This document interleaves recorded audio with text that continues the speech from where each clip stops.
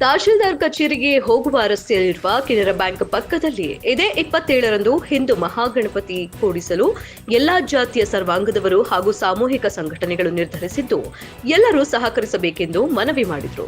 ಗುರುವಾರ ಪತ್ರಿಕಾ ಭವನದಲ್ಲಿ ವೆಂಕಟೇಶ ನಾಯಕ ಬೈರಮರಡಿ, ಸಂದೀಪ್ ಜೋಶಿ, ಶಿವಮಾನಯ್ಯ ನಾಯಕ ದೇವರಗೋನಾಲ, ಮಲ್ಲು ದಂಡಿನ್, ಜಗದೀಶ್ ಪಾಟೀಲ್, ಶರಣು ನಾಯಕ ದೊಣ್ಣಿಗೇರಿ, ರಾಜು ಪುಲ್ಸೆ ಮಾತನಾಡಿ, ಇತ್ತೀಚಿನ ದಿನಗಳಲ್ಲಿ ಜಾತಿ ಎಂಬ ಭಾವನೆ ಹೆಚ್ಚಾಗಿದ್ದು ಅದನ್ನು ಹೋಗಲಾಡಿಸಲು ಎಲ್ಲಾ ಜಾತಿ ಜನಾಂಗದವರು ಸೇರಿಕೊಂಡು ಭೇದ ಭಾವ ಮರೆತು ಹಿಂದೂ ಮಹಾಗಣಪತಿ ಕೂರಿಸಲು ನಿರ್ಧರಿಸಲಾಗಿದೆ ಹಾಗೂ ಪಕ್ಷಾತೀತವಾಗಿ ಹಾಲಿ ಶಾಸಕ, ಮಾಜಿ ಸಚಿವರು ಸೇರಿದಂತೆ ಎಲ್ಲಾ ಪಕ್ಷದ ನಾಯಕರನ್ನು ಆಹ್ವಾನಿಸಲಾಗುವುದು.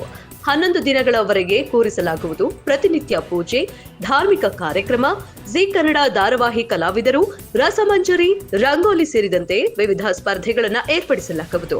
ತಾಲೂಕಿನ ನಗರ, ಗ್ರಾಮೀಣ ಪ್ರದೇಶದಲ್ಲಿ ಕೂರಿಸುವ ಗಣೇಶನ ಭಕ್ತಾದಿಗಳು 9 ದಿನದಲ್ಲಿಯೇ ಗಣಪತಿ ವಿಸರ್ಜನೆ ಮಾಡಬೇಕೆಂದು ಕಳಕಳಿಯ ವಿನಂತಿ ಮಾಡಿದರು. ಈ ಬಾರಿಯ ಮಹಾಗಣಪತಿಯನ್ನು ನೋಡಲು ತಾಲೂಕಿನ ವಿವಿಧ ಗ್ರಾಮಗಳಿಂದ ಭಕ್ತಾದಿಗಳು ಬಂದು ದರ್ಶನ ಪಡೆದು ಪುನೀತರಾಗಬೇಕು ಹಾಗೂ ಹಿಂದೂ ಭಕ್ತಾದಿಗಳು ಎಲ್ಲರೂ ಒಗ್ಗಟ್ಟಾಗಿ ವಿಸರ್ಜನೆಯಲ್ಲಿ ಪಾಲ್ಗೊಂಡು ಯಶಸ್ವಿಯಾಗಲು ಸಹಕರಿಸಬೇಕು ಎಂದರು.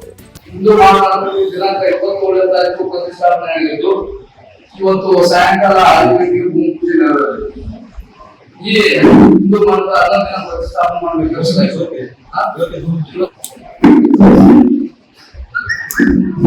11 ದಿನದ ಒಂದು ಪ್ರತಿಷ್ಠಾಪನೆಯಾಗಿದ್ದು ಗಣೇಶನ ಒಂದು ವಿಶೇಷತೆ ಅಂದ್ರೆ ಸುಮಾರು 11 ಅಡಿ ಎತ್ತರದ ಗಣೇಶ ಅಯೋಧ್ಯ ರಾಮನನ್ನು ಹುಟ್ಟಂತ ಒಂದು ಗಣೇಶನಿದೆ. ಹಾಗಾಗಿ ಒಂದು ಈ ಕಾರ್ಯಕ್ರಮದ ವಿಶೇಷತೆ ಇರುವುದು ಈ ಕಾರ್ಯಕ್ರಮ 11 ದಿನ ಪ್ರತಿಷ್ಠಾಪನೆ ದಿನನಿತ್ಯ ನಿರಂತರವಾಗಿ ಕಾರ್ಯಕ್ರಮ ನಡೆಸಲು ನಿರ್ಧರಿಸಲಾಗಿದೆ.